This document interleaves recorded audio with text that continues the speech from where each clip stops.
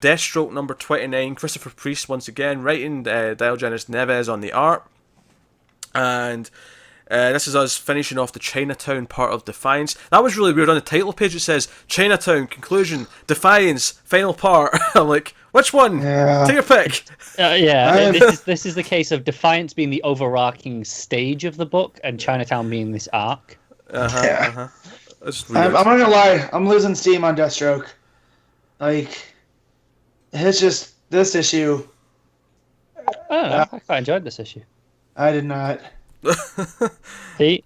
I thought it was fine. I didn't love it, but I was into it well enough. Yeah, I didn't love everything, but I thought it was pretty solid. I didn't think it was any worse than any other issues. I liked that I liked some of the moments in it, but just the build to that reveal, which we'll get to, I'm sure, I was just kind of like, oh, what? I mean, it was mainly an action issue because you had. Do you know what? This is the problem with so many characters and plots that this book has. What's the dude's name? The one who's got the girl and he's the villain here with the gang. The gold suit. White Lotus. Yeah, like so. He's got the girl and Deathstroke shoots her and there's just a rubber bullet, blah blah blah.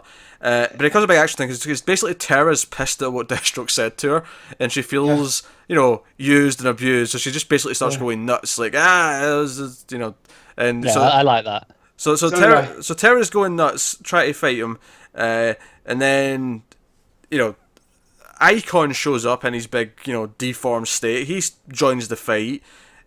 New Superman shows up and joins the fight. It becomes a big, rambling action issue, basically, for the bulk of it.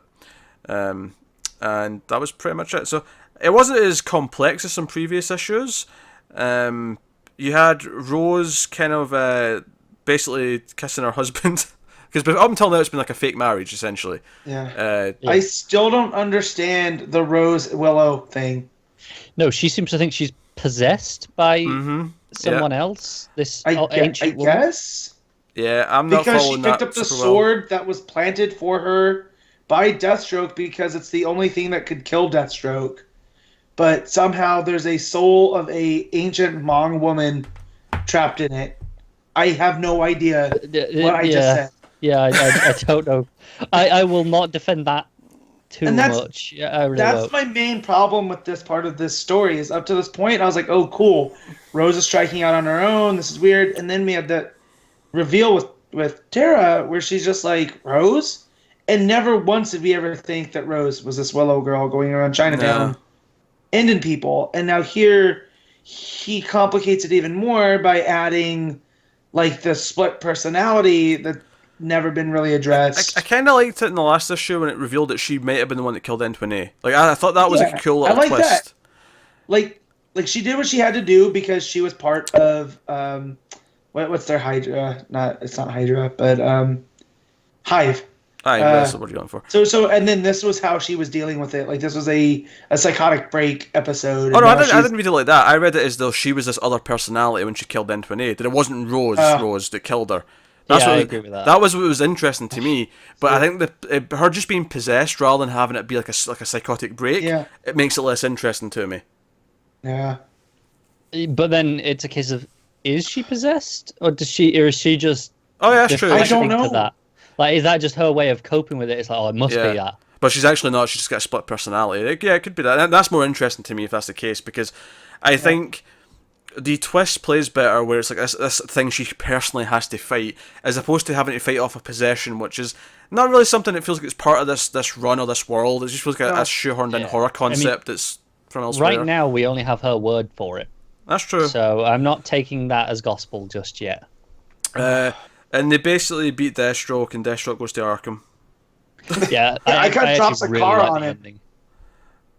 Oh yeah, I mean finding out Deathstroke's in Arkham's pretty nice. That works. Yeah. When we find out that Billy that he's been talking to actually wasn't an implant. Yeah.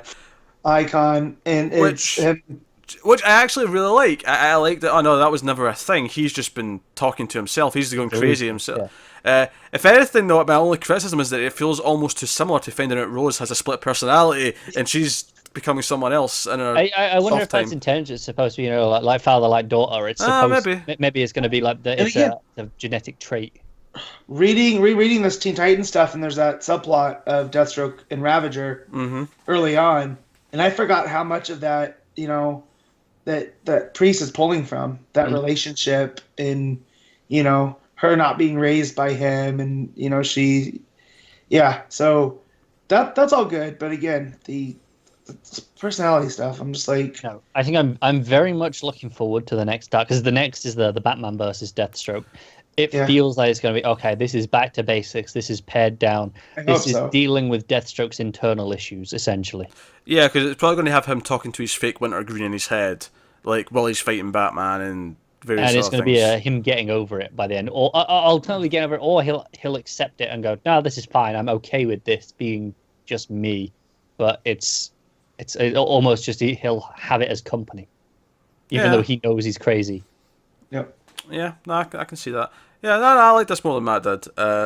Although I do think the book has too many things spinning at certain times. Almost to the point when New Superman jumped into the fight, I went, "Oh yeah, he was here the last couple of issues." Yeah, no, I agree. It's why I'm looking forward to the next arc, because it seems like it's going to be pared back, and we can kind of hone in on Deathstroke. Yeah, I think it just needs to calm down a little bit with all the things going on at the same time. I mean, I know Priest likes to play the long game, and that's great, but he almost does it a little bit too much with certain things. Yeah, this has been a hell of a long game. I would love to see his idea board and just the threads that connect to each other when this is all said and done, just to see, what worked and then what got to a point where he couldn't work with it because it's so elaborate. I don't know.